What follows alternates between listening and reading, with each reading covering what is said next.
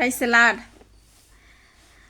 కీర్తనల గ్రంథం 84వ అధ్యాయం 11వ వచనం. యథార్థముగా ప్రవర్తించే వారికి ఆయన ఏ మేలును చేయక మానడు. దేవుడు మేలు చేయక మానడు, తప్పక మేలు చేస్తాడు. దేవుని బిడ్డ ఎవరికి మేలు చేస్తాడు? యథార్థంగా ప్రవర్తించే వారికి. దేవుని దృష్టిలో యథార్థంగా ఉన్నామా లేదా? ఆయన దృష్టి వేరు, మనుషుల దృష్టి వేరు. నీ దృష్టి వేరు. నీ దృష్టికి నువ్వు యథార్థవంతుడిగా ఉండొచ్చు, కానీ దేవుని దృష్టికి యథార్థంగా లేకపోతే ఆయన ఇచ్చే మేలులను మనం పొందలేం. కనుక దైవ దృష్టిలో మనం ఎలా ఉన్నాం అన్నదాన్ని మనం పరీక్షించుకోవాలి.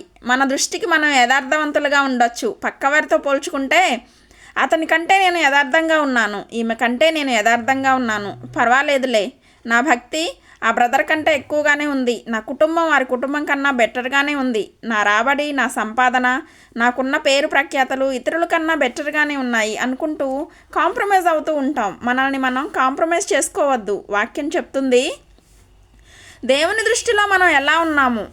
2వ దినవృత్తాంతముల గ్రంథము 16వ అధ్యాయం 9వ వచనం. తన ఎడల యథార్థ హృదయము గల వారిని బలపరచుటకై యెహోవా కనుదృష్టి లోకమందంతటా సంచారము చేయుచున్నది. ప్రపంచంలో ఏ దేశంలో నువ్వు ఉన్నా ఆయన కనుదృష్టి లోకంలో ఉన్న ప్రతి ఒక్కరిని పరీక్షిస్తున్నాడట. ఎలా ఉన్నారు వీళ్ళు? వీళ్ళ ప్రవర్తన ఎలా ఉంది? వీళ్ళ ప్రవర్తనను బట్టి నేను వీళ్ళని దీవించాలనుకుంటున్నాడు. యథార్థవంతులు అన్నప్పుడు మనకు గుర్తొచ్చేది చిన్నపిల్లలు. ఆ చిన్న బిడ్డలను చూస్తే మీకేమనిపిస్తుంది? యథార్థంగా ఉన్నారు కదూ, వారు నవ్వినా కపటం ఉండదు, వారు చూపులో పాపం ఉండదు, నిర్మలమైన చూపు, వారి ఆలోచనలు పాపంతో లేనివి, పవిత్రమైనవి.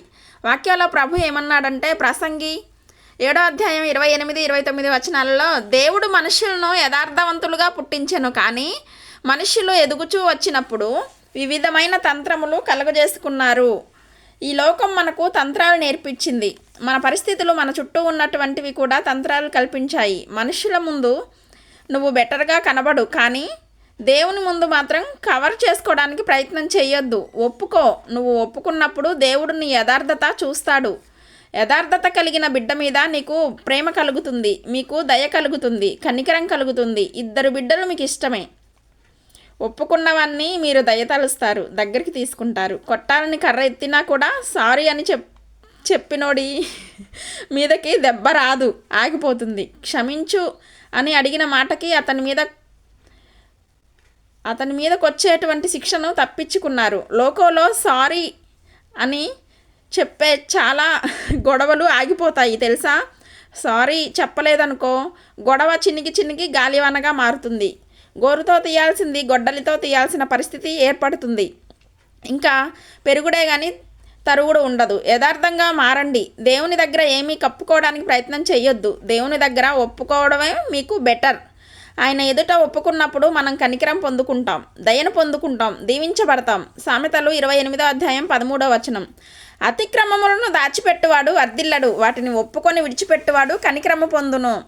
దేవుని కనికరం వస్తే మనం దీవించబడతాం. పిల్లలు చదువుల్లో, మీ ఉద్యోగాల్లో, మీ వ్యాపారాల్లో, ఆర్థిక విషయాల్లో మీరు కష్టపడుతున్నారు, కానీ చేతిలో మిగలట్లా.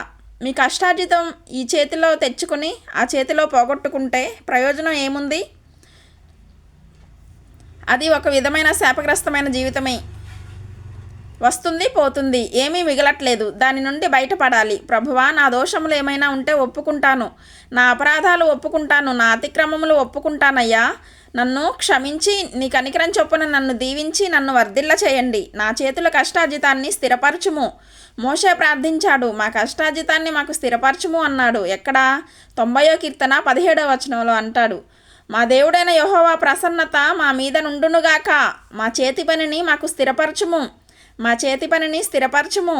మీ కష్టార్జితాన్ని దేవుడు ఆశీర్వదిస్తే నువ్వు కష్టపడిందంతా నీ ఇంటికి వస్తుంది, నీ ఇంట్లో కనబడుతుంది, నీ కంటి ముందు నిలబడుతుంది. దేవునికి స్తోత్రం కలుగునుగాక.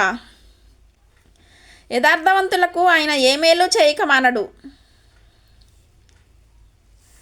మేలు చేయక నీవు ఉండలేవయ్యా, ఆరాధించక నేను ఉండలేనయ్యా.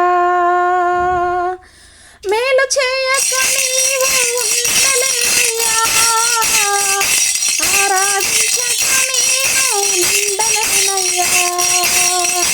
యేసయ్యా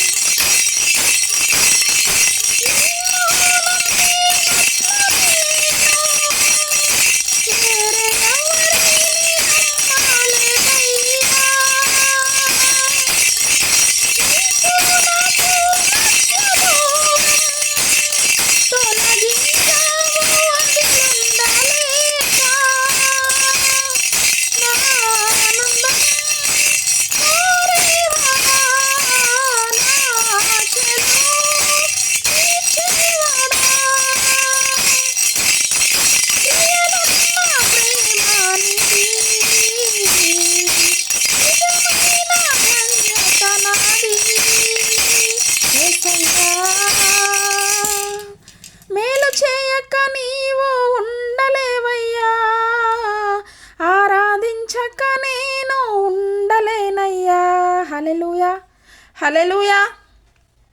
ప్రతిదినము నీ ఇంటికి మేలు వచ్చునుగాక. యథార్థంగా ప్రవర్తించే జీవితం నాకు దయచేయి ప్రభువా. నా దోషములు ఏ ఉన్నా ఒప్పుకుంటాను ప్రభువా. నీ చిత్తం నాలో నెరవేర్చు అని ప్రార్థన చేసుకున్నట్లయితే ఖచ్చితంగా యథార్థ హృదయం కలిగిన వ్యక్తిగా, యథార్థ హృదయం కలిగిన స్త్రీగా నువ్వు మారుతున్నావు. దేవుని దయ నీ సొంతమవునుగాక. ఆమెన్. ప్రార్థన చేసుకుందాం. ప్రభువా, నువ్వు మేలు చేస్తావు నాయనా. ఎవరికి అంటే యథార్థ హృదయం కలిగిన వారికి. అయ్యా, మేలు చేసే దేవుడవు నీవే, మాకు సహాయం చేసే దేవుడవు నీవే. నీ సన్నిధి కాంతి మా మీద ఉదయింపచేయండి. మీ కృప మాకు దయచేయండి ప్రభువా. మీ దయలో మమ్మల్ని నింపు నాయనా. అంత్యదినాల్లో జీవిస్తున్నాం ప్రభువా. యథార్థ హృదయములను బలపరచుటకు మీ కనుదృష్టి లోకమందంతటా సంచరిస్తుంది అన్నావు తండ్రి. అయ్యా, ఈ లోకంలో నువ్వు చూస్తున్నప్పుడు యథార్థ హృదయాల దృష్టిలో నేను ఉండాలి ప్రభువా. నా కుటుంబం ఉండాలి ప్రభువా. మీ దృష్టిలో యథార్థంగా ప్రవర్తించే కృప మాకు దయచేయము నాయనా. నాయనా, నీ ప్రజలు చేయుచున్న ప్రయత్నాలు ఫలింపచేయండి. ప్రయాణం చేసి బయటకు వెళ్తున్న వారు మళ్ళీ తిరిగి క్షేమంగా ఇళ్లకు వచ్చుటకు సహాయం దయచేయండి. మా ప్రయాణంలో మీ కాపుదలు ఇవ్వండి. ఎటువంటి యాక్సిడెంట్స్ కానీ ప్రమాదాలు కానీ గురి కాకుండా నీ కాపుదల యేసు నామంలో ప్రతి ఒక్కరికి కలుగునుగాక. యేసుక్రీస్తు వారి యొక్క పరిశుద్ధ నామంలో అడిగి వేడుకుంటున్నాం నా పరలోకపు తండ్రి. ఆమెన్. Praise the lord.